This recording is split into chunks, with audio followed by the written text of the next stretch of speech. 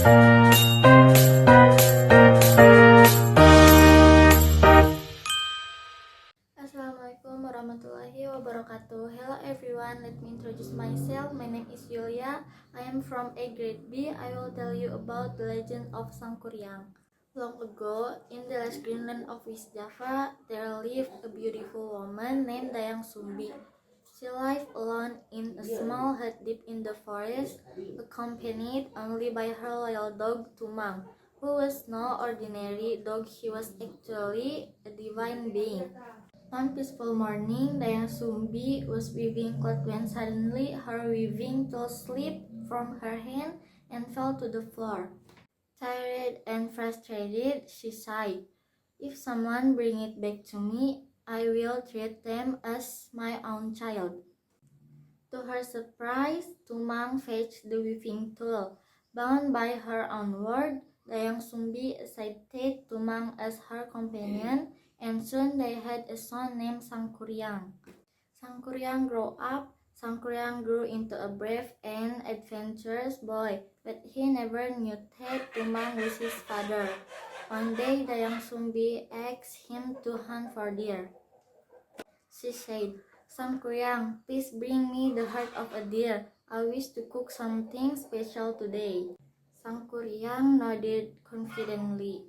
"Of course, mother. I won't return until I find one." He went into the forest with Tumang. However, after hours of searching, he found no deer at all. Feeling angry and desperate to fulfill his mother's request, he turned to Tumang. "Tumang, go find a deer, hurry." Tumang whimpered. He couldn't obey. In a burst of rage, Sangkuriang shouted, "If you won't help me, then I don't need you." Tragically, Sangkuriang shot Tumang with his arrow. He returned home with Tumang in his heart, thinking it was a deer. When Dayang Sumbi realized the truth, she cried, "Sangkuriang, this is Tumang's heart. How could you do this?" She hit Sangkuriang on the head with a spoon. Leaving a scar, hurt and confused, Sangkuriang ran away from home. Years later, many years passed. Dayang Sumbi remained young and beautiful because of her divine powers. One day, a handsome young man came to her house. It was Sangkuriang, but he had grown into a strong and charming adult. Neither recognized the other. Sangkuriang smiled warmly. "Good evening, lady. May I rest here for a while?" Dayang Sumbi replied, "Of course, please come in." As they passed, Sangkuriang fell in love with her. "Lady, will you marry me?" he asked. Dayang Sumbi almost agreed, but then she noticed the scar on his forehead. Her heart froze. "That scar, Sangkuriang, it is truly you?" Realizing he was her own son, she panicked. "We cannot marry." But Sangkuriang insisted. "Why not? I love you and you are not married."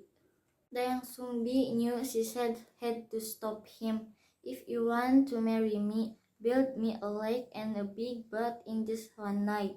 Sangkuriang confidently said, "I will do it." The impossible task. Using his supernatural powers, Sangkuriang gathered spirit from the forest.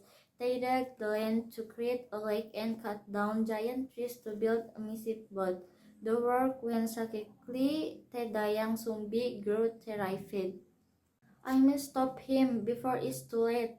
She lit a piece of cloth and created a bright glow in the sky, making it look like dawn.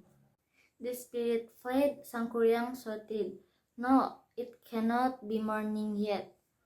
He kicked the unfinished boat in anger. The boat flipped over and became a monsoon Mount Tangkuban Perahu, which still stands today. Realizing he had been tricked, Sangkuriang ran into the forest, never to be seen again. Moral of the story: love and obedience must walk together. Anger and deception can lead to tragedy. That is all from me. Wassalamualaikum warahmatullahi wabarakatuh.